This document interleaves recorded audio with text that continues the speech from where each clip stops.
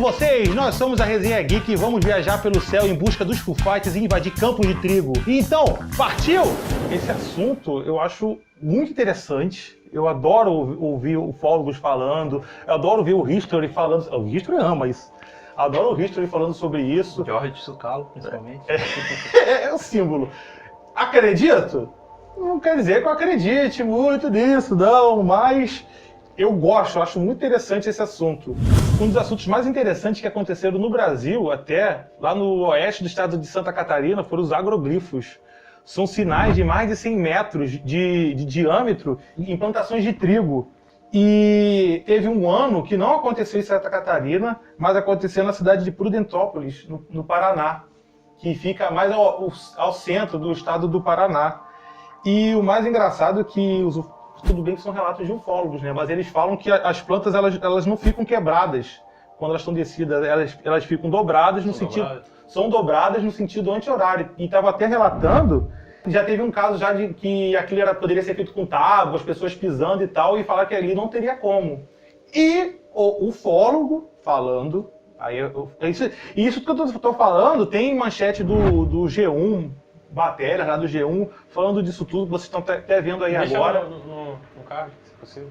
Vou botar aqui embaixo para você ver algumas matérias também e veja também o site da revista UFO, uma revista muito interessante também sobre isso também.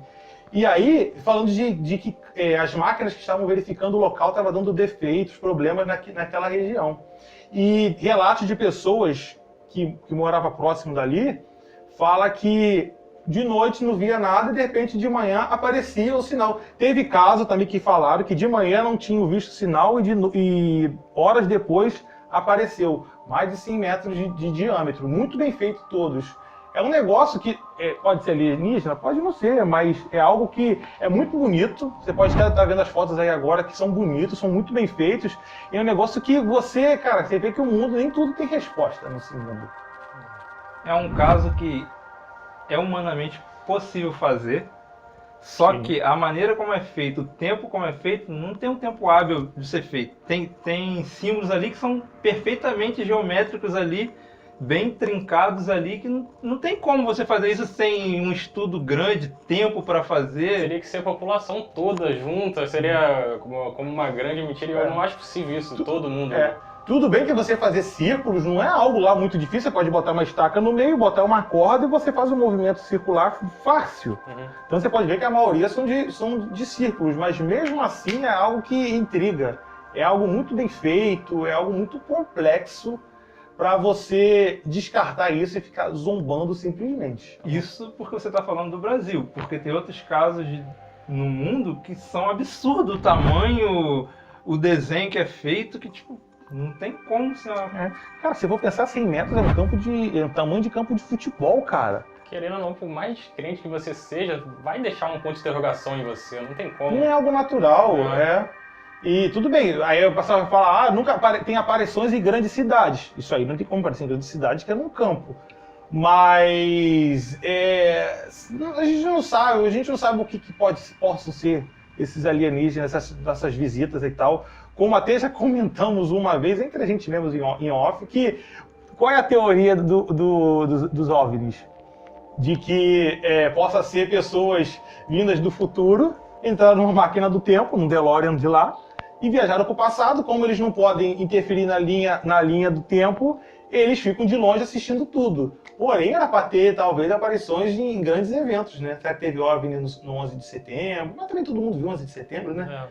Ao vivo, né? No meu caso, se tivessem essa máquina do tempo e tal, eu voltaria pra ir no Rock in Rio com vocês, que eu não fui, vocês me zoam até hoje. Vocês ficam tirando com a minha cara até hoje, que eu não fui, então com certeza vai aparecer lá. Nós vimos Ia isso, zoar cara. pra cara de vocês. Eu sou do futuro, tô olhando pra cara de vocês aqui Nós vimos os grandes shows de ia Pitty. cagar o espaço o tempo todo, né? Pra interagir, mas... Nós vimos Pitty e Só Detonautas. jogava uma garrafinha de água lá que... Tava um calor absurdo, cara. Leve água, por favor, que tava um calor absurdo. Foi no Rock in Rio de 2011. Você do futuro, leve água pra gente em 2011. Por favor. Eu me baseei em casos do passado, antigos, Segunda Guerra Mundial. Porque eu acho assim, hoje, se acontece algo lá no Japão, o mundo todo fica sabendo. Tecnologia é assim. Pode ser verdade, pode não ser. Mas aí passa a ser verdade de todos. Antigamente, acontecia algo aqui no canto do globo e outro aqui, se as pessoas derem o mesmo relato, é impossível elas se comunicarem. A tendência de ser verdade é muito maior. Eu vou falar do caso dos Foo Fighters, os caça de fogo da Segunda Guerra Mundial. Relato de pilotos, vários pilotos de combatentes diferentes, até de marinheiros que viram. Eles relataram diversas vezes pequenas esferas alaranjadas que seguiam os caças por várias coisas de meia hora e depois sumiam. E toda vez que estavam próximo do caça, os aviões davam pane, os sistemas de GPS sumia, eles não sabiam explicar. Seguiam, tentaram seguir várias vezes e não conseguiam, era rápido demais. Eles seguiam as aeronaves por um determinado tempo até desaparecer novamente. E vários pilotos relataram isso. Aí no caso, as esferas do dragão que estavam voando, elas depois que se juntam, a Shenlong manda pro mundo todo. Já tá. Se você tivesse com a camisa do Shenlong aí agora, a explicação é essa. Tá? E até os tripulantes que se locomoviam pelo mar relataram essas aparições. Então teve várias pessoas do céu e do mar, teve gente relatando isso? Inimigos relataram essas aparições. Então, e quando envolve assim, militares, aí não tem como você ficar duvidando, porque o cara tem uma reputação. O cara vai chegar e vai falar um negócio desse assim. E tipo, sendo aliado e não, fica muito algo bem concreto para você ver, alguma coisa ali aconteceu. E com esse caso que você está contando agora, me vem em mente um caso muito parecido que aconteceu no Brasil, só que bem mais recente que esse caso, só que não tão recente para nós, que foi considerado, chamado até pelo jornalista como a Noite dos OVNIs. Esse caso aconteceu em 25 de maio de 1986, foi considerado a Noite dos OVNIs. O que me chama a atenção é que foi um caso que o próprio brigadeiro da aeronáutica teve que vir a público, fez a entrevista coletiva para esclarecer o caso, de tão sério que foi. Toda vez que é detectado algum objeto não identificado, evidentemente há um processo bastante eficiente de verificar se foi alguma aeronave que está voando sem um plano de voo aprovado, etc. Mas quando se comprova que é algo diferente, as aeronaves então são acionadas. E para você ver também que nesse caso, tem até uma reportagem no Jornal Nacional falando sobre isso, que você vê o grau de idiotice do brasileiro, que foi um caso sério e o controlador de voo brincando, falando que olha que luzes lindas, vem aqui, tá maravilhoso isso aqui, olha o que está acontecendo. Sem noção, né? Ele tentando relatar relatar o que estava acontecendo, mas tipo, ele mesmo fazendo chacota. Só que quando isso caiu nas autoridades mesmo, chegou no exército, na aeronáutica, eles viram que o caso era sério, foi destacado 5 caças para averiguar o que estava acontecendo. E foram relatados 21 luzes estranhas. Poderia bater, a luz tomou uma velocidade absurda que ele tentou ir atrás, ele não conseguiu. Ele relata, tem até o relato dele em áudio, que informa que aquela luz ele estava aproximadamente a 15 mil km por hora, sendo que os caças só vão a 4 mil km por hora. É uma velocidade absurda, absurda. E tudo isso relatado, catalogado e bem divulgado na mídia na época. Esse caso que você falou do exército tentar encobrir me lembrou o caso de 1952 em Washington, que mandaram o general lá para dar desculpa, onde os radares de presença aérea identificaram vários objetos não identificados. E o negócio foi tão sério que, Washington, né, capital ali, que mandaram vários caças de combate atrás desses objetos não identificados. Só que a gente não conseguia chegar perto. E os pilotos relataram, não, a gente não consegue chegar perto. E também os sinais lá, de esferas, tudo. Esses sinais, eles sobrevoavam a cidade numa velocidade de 11 mil km por hora. Tipo assim, muito absurdo, onde os caças não chegavam nem perto. O do Brasil era melhor, né? Que era 14 mil. E esse caso se remete até ao que eu falei, porque o próprio controlador de voo falou que ele tentou interagir com as luzes, ele acendia as luzes da pista, as esferas se afastavam. Ele diminuía a luz, as esferas se aproximavam. Ficou interagindo com ele com o tempo. E ele brincando, igual um idiota. Pra você ver como que é o Brasil. Aposto que esse caso nos Estados Unidos levaram muito a sério, tanto que tentaram encobrir. No Brasil, os caras levaram a chacota. Levaram tão a sério que tem relato da população na polícia, fazendo um registro, vários relatos.